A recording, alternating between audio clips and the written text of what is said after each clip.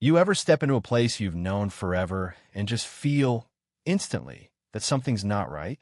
That was me that morning, walking into the armory like I had 100 times before except this time. It was dead quiet, so quiet you could hear the tick of a watch across the room, like the building itself was holding its breath. Usually you'd get the low rumble of boots on metal, the clang of rifles being racked, guys tossing around jokes, so dumb they actually made you laugh. But on that day, not a word. Just the soft metallic click of a rifle bolt sliding home. The kind of sound that cuts through you, if you know what to listen for.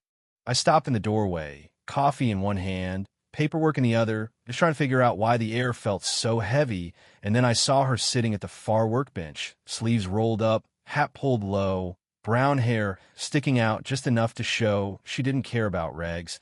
Eyes locked on the barrel, she was polishing like it was the only thing that mattered in the world. She didn't look up, didn't flinch, didn't even acknowledge me, and I'll admit, it threw me for a second. Most new faces around here at least give you a nod, especially with the rank on my chest. But this one had that aura. You know the type. Quiet. Focused. Not here to make friends or prove anything to anybody. Just getting the job done. It wasn't arrogance, not at all. It was something colder, heavier. The kind of stillness you only find around people who've been through too much and survived it all. I cleared my throat, probably louder than I meant to, and nodded at the rifle. That M24, where'd you get it? She finally lifted her gaze, and I swear to you, her eyes were just steel. Not angry, not scared, just sharp, clear as a frozen lake in January. "Issued, sir," she said, voice so calm it almost made me nervous.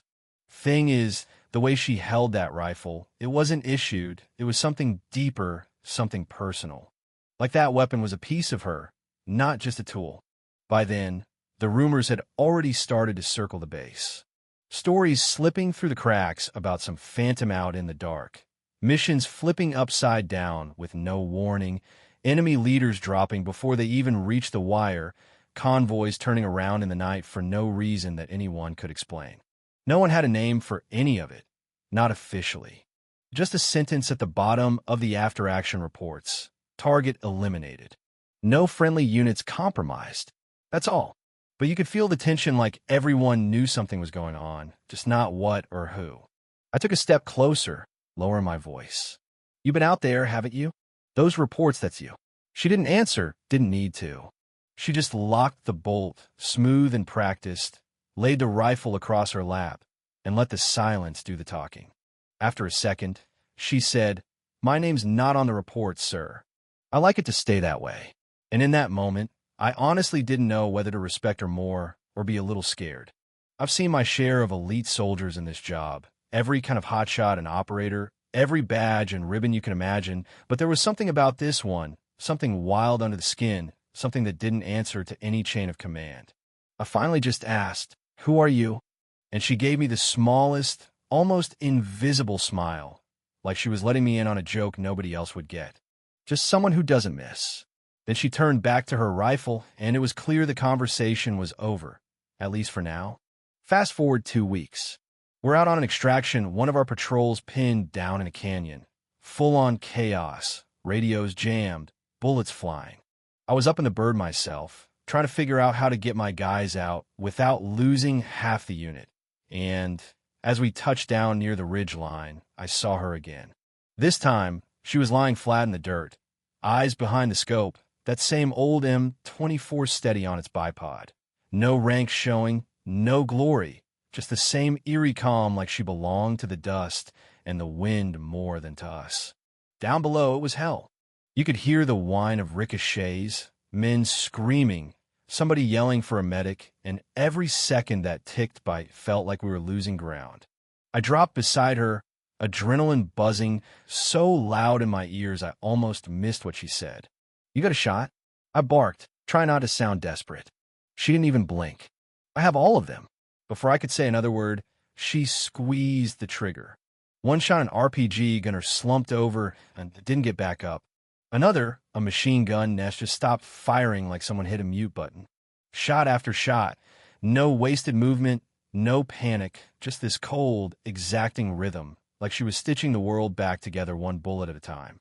Within 5 minutes, the only thing left in that canyon was silence and the smell of cordite. Our patrol stumbled out alive, eyes wide, not even sure what just saved them. I just sat there, staring at her, because I've seen damn good shooters before, real legends, but nothing like this. No hesitation, no wasted rounds, just surgical precision, as if the battlefield itself bent around her. I leaned in, voice barely a whisper. "Who trained you?" This time, she didn't bother to smile. She just hugged that rifle close, almost like a kid with a teddy bear, and said, "Word did."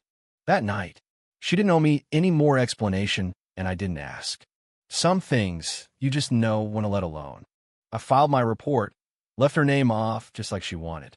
You don't rat out a ghost, not when that ghost is the only reason a dozen families still have dads coming home. That's the thing nobody tells you about heroes, not the real kind. The ones who don't want medals, who don't want their faces splashed across some dumb magazine, who don't need parades or speeches.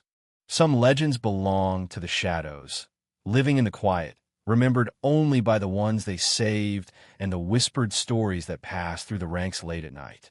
Now, here's where it gets weird. You'd think that would be the end of it, right? But a couple months later, things got even stranger. Some hotshot from division headquarters comes down, poking around, asking questions nobody wants to answer. Shows up with a clipboard and an attitude, convinced there's some unauthorized asset operating out here. Word gets out, people start talking, and next thing you know, everyone's looking over their shoulder, wondering who's really pulling the strings. That's when she vanished, not a trace, like smoke on the wind. Except a week after that, we get a care package dropped at our base, no return address. Just a single sniper round taped to a card. The card reads, "You only get one warning." Nobody claimed it. But after that, attacks on our patrols just stopped. Like someone called in a favor with fate. Guys would joke about it, whisper about our guardian ghost, but nobody ever said her name out loud. Not once. It was like we all understood, deep down, that there are some debts you can't repay, and some people you just hope are on your side. To this day, I still get chills thinking about her, thinking about that rifle, about the look in her eyes, the way she seemed to carry 100 lives in silence and still walk out the door without needing anything from anybody.